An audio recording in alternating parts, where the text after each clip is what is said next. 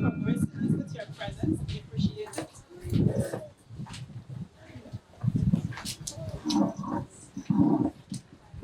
And good morning, everyone. Special welcome to you this morning. And I am so happy that so many people have come out to join us today as we celebrate International Mother Language Day. And I want to acknowledge the presence of university officials. I see Dr. Grace Andy, and I saw someone else earlier. I see Miss Dr. Murray. I see, pardon me?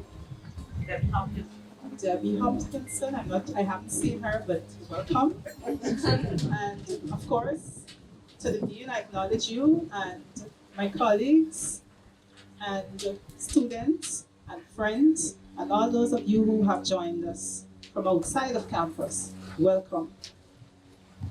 Today, I want to do something a little different. I hope. I hope it will be a little different.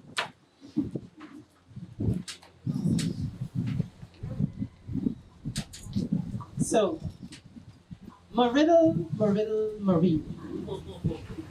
My father had a tree. And those of you who are Guyanese Creole speakers, you know what I'm talking about.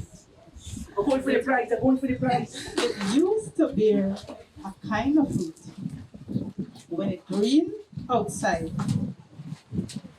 inside kind of whitish. And when it's ripe, it's green to yellow outside and yellow inside. And it get one spiky seed in the middle. But guess what? In Guyana we say golden apple. Nothing, but in Guyana we say golden apple in Creolese. Who get them right?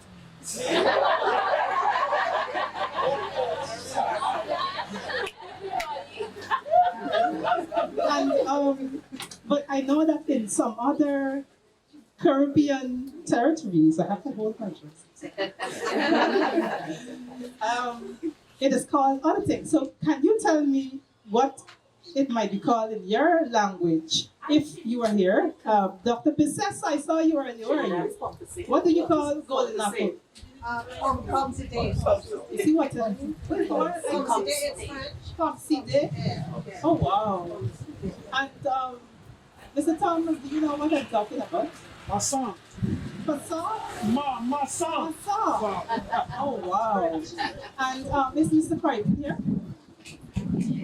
He's not here yet, but I think that they call it June plum. Right? I'm sure that what do Amerindian people call it? Is there a different name? Amerindian people that are here? What's the Patomono word for golden apple? Golden apple. We don't have that. I can't remember. All right, so let me talk this thing now. You can imagine that everything you think about language is when you pass it on to the next generations that close to you. You ever think about it like that? You know, the VC just gave a nice little story about her son, and that is something to think about because that whole idea or the concept or ideologies of a parent is what is passed on to the child. Oh, thank you. And I wonder if you could imagine how serious that is, that role is. So imagine if you think that your own language, the language that you talking every day, is broken and bad. And guess what? That you can't use it in formal occasion because you're ashamed for talking. Or if you think that how I talking now is bad because I was a university lecturer.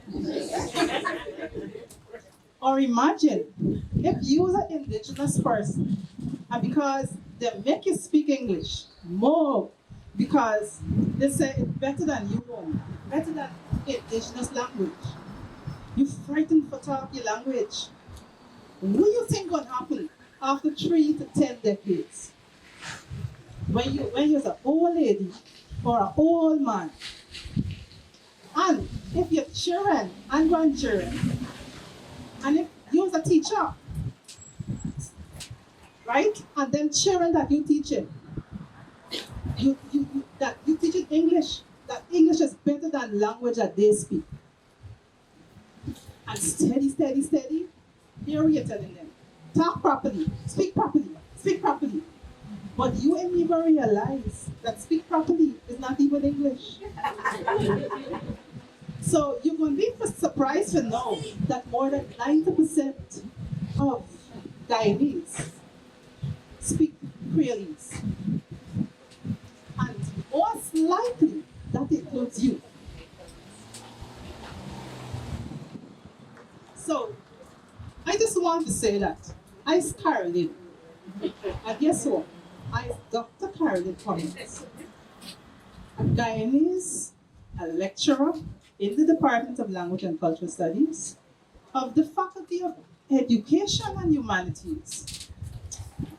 And I is currently the head of Department of Language and Cultural Studies. And guess what? Guess what now? I talk Creolese every day. So I'm glad to welcome y'all to we celebration of Modern Languages 2024. I done yet. But I'm done just now. I take it too long. What many of us do not realize or remember is that Guyana is not just multi-ethnic and multicultural or culturally diverse. It is very, very importantly, it is multilingual. And it is becoming an increasingly complex linguistic expanse. Guyana is not just English official, even though that's what they want us to believe. It's not just English official and Creole dominant. There are 9 indigenous languages, 5 of which are endangered, threatened unfortunately. And guess why? Because we don't think that it's important. And now there are growing communities of Spanish, Portuguese, Haitian, and other speakers. And so if you look at these facts objectively, you'll become, well, you should become, you might become complex about why in a nation that so much, in which there are so much beautiful, rich cultural and linguistic things, ethnic and all diversity, right? That there is only one language that does not really belong, but this language exerts its dominance. And it's continually allowed, I say allowed, very carefully, I say allowed, this privilege because of existing policies, because of what we are taught, right? A lack of education and awareness of people who make up and enforce these rules passed on through colonization and according to Mr. and all the organizations and nations, right? And so these rules that perpetuate the dominance of this language, while stifling and in some cases killing the heart, the value, the culture and languages of its own people, so much that some of our people, I mean, this happens, I guess, in many Caribbean territories as well. They attempt to speak Jamaican. Why do you think that is so?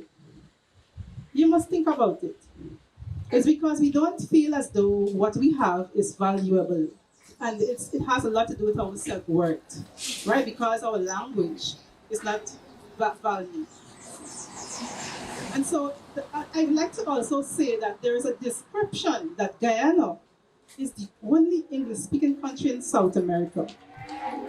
And this description promotes Guyana as this monolithic Anglophone identity, which is far from reality. This description of English is not only completely false, but it marginalizes Guyana's 9 Amerindian languages and peoples. and it marginalizes Creolese.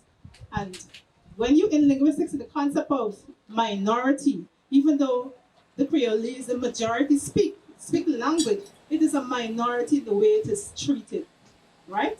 And so all of these languages have become minority to a power that is greater, right? And unfortunately, our English language teaching practices often ignores the historic and social linguistic realities that exist in Guyana because of the absence of policies that ensure that all Guyana's languages are maintained and used freely in public and official spaces, not just in public like this, but official spaces and official things, documents and so on. But to not use and to lose our languages is tragic because we lose ourselves, and in the process, we lose our history, major parts and key parts to our identities and culture, and we lose aspects of ourselves for which no English and no other language can substitute. That's it.